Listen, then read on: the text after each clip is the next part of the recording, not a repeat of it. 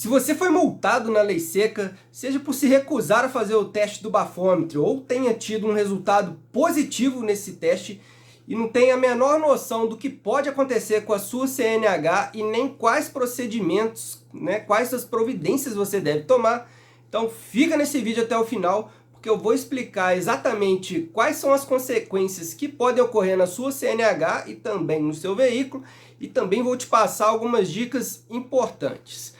Se você não me conhece, está chegando no canal agora, seja bem-vindo. Meu nome é Daniel Ladeira Lage, eu sou advogado especialista em direito de trânsito e criador do canal para que você fique por dentro dos seus direitos e dos seus deveres. Fazendo um lembrete que se o vídeo agregar para você, deixa aquele like, compartilhe com o seu amigo que foi multado aí na lei seca e também se inscreva no canal para que você seja notificado sempre que eu postar um vídeo novo. Então vamos começar explicando aqui, segundo o Código de Trânsito, quais são as penalidades que uma pessoa sofre quando ela é multada na lei seca. Então, vamos lá para os nossos slides. Então, segundo o Código de Trânsito Brasileiro, lá no seu artigo 165, está a infração de dirigir sobre a influência de álcool ou qualquer outra substância psicoativa que determine dependência, Pode ser ali cocaína, maconha, etc.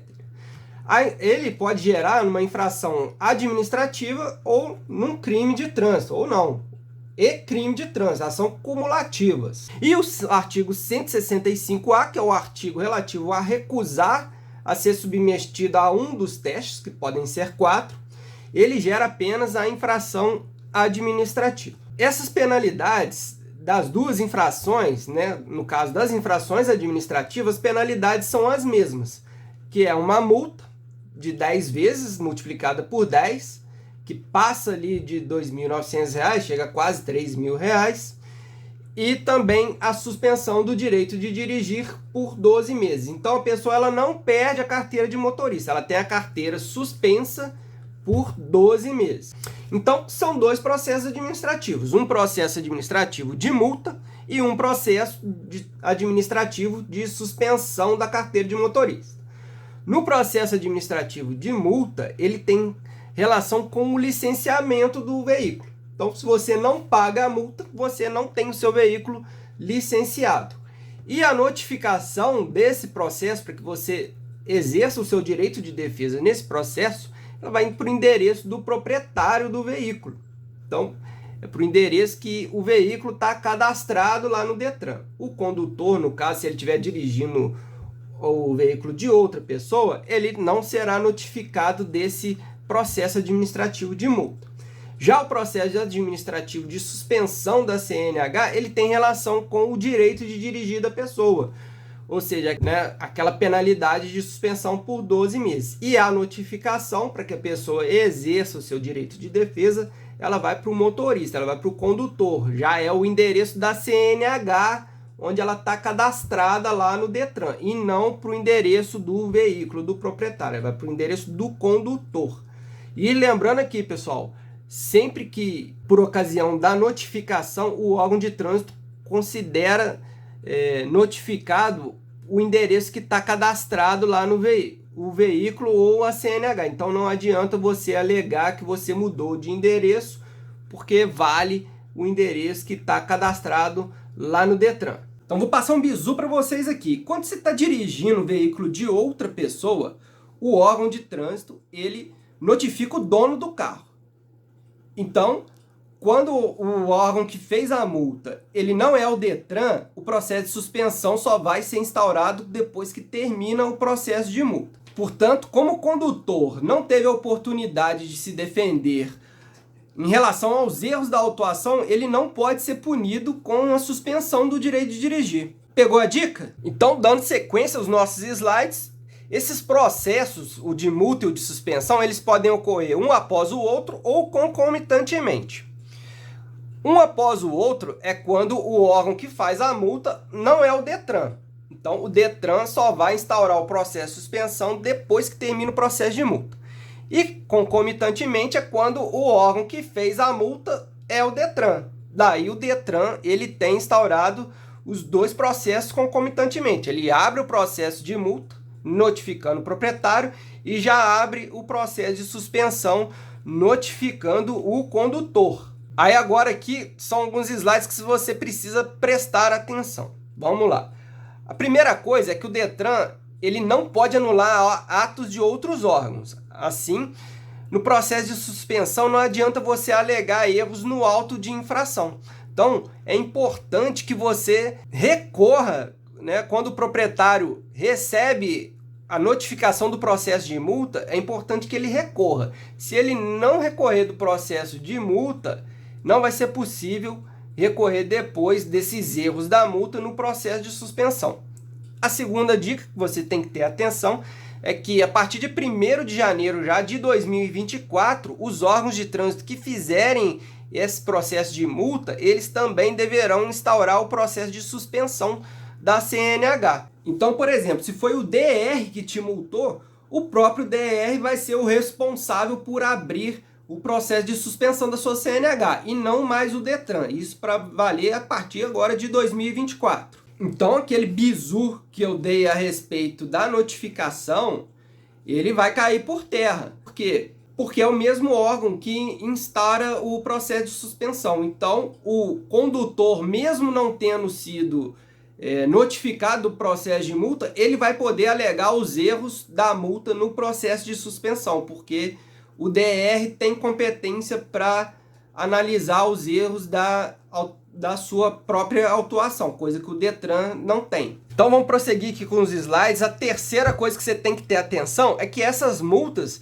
elas não geram pontuação na CNH, pois elas são infrações que geram diretamente a suspensão da CNH. Isso está lá no artigo 259, parágrafo 4º, inciso 3 do Código de Trânsito. O quarto ponto que você tem que ter atenção está lá no artigo 268 do Código de Trânsito, ou seja, quem é punido com a suspensão do direito de dirigir, ele tem que fazer um curso de reciclagem para ele ter novamente ali o seu direito de dirigir restabelecido. Quinta coisa aqui que você tem que ter atenção: se você for reincidente nessa multa, ela vai ser aplicada em dobro, né? Tanto na recusa quanto você for flagrado dirigindo embriagado. Uma sexta dica é que se você for reincidente no artigo 165, que é de dirigir embriagado, então você sofre um processo de cassação da CNH.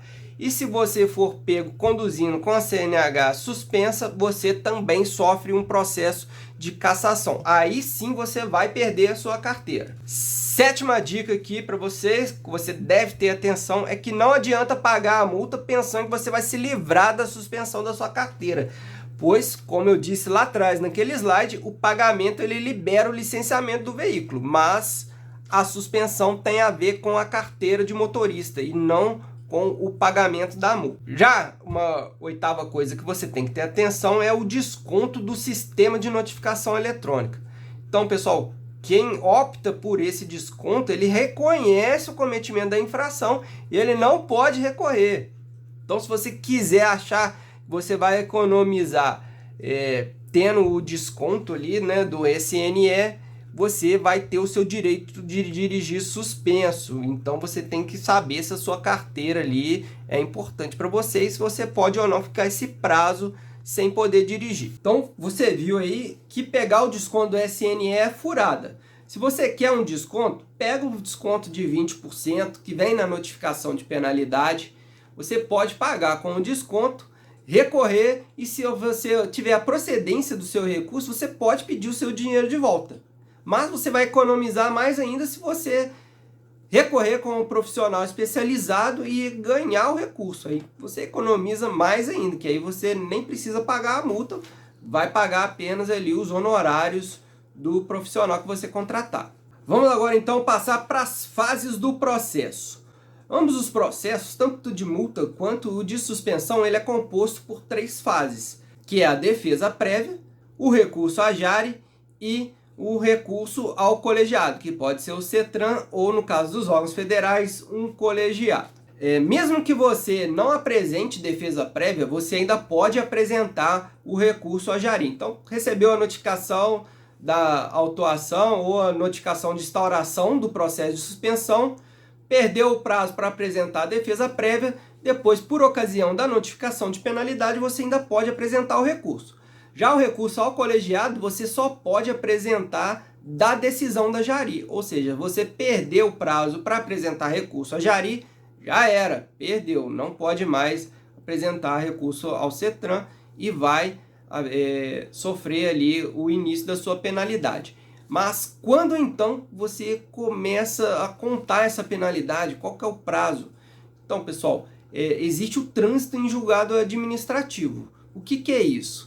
Quando termina ali o prazo para apresentação do recurso à Jari ou o recurso ao colegiado e você não apresenta essa defesa, então transita em julgado. A partir daí, vai se contar 15 dias, né, a partir desse término desse trânsito em julgado, e aí vai lançar o bloqueio lá no RENAC. Então, sempre que o policial te parar na blitz, ele vai consultar o RENAC para ver se existe algum bloqueio ali na sua CNH e você tem que cumprir os 12 meses de penalidade. A outra questão é quando você recorre ali ao colegiado e tem a improcedência do seu recurso. Então, a partir do dia seguinte da notificação para você entregar a sua carteira, já é inserido ali o bloqueio no registro da sua carteira. Então é a partir dali que você está impedido de dirigir para cumprir o prazo de suspensão da sua carteira. Tem uma coisa importante que está lá na resolução 723 do CONTRAN, que é o seguinte, vamos dar uma leitura aqui no artigo aqui.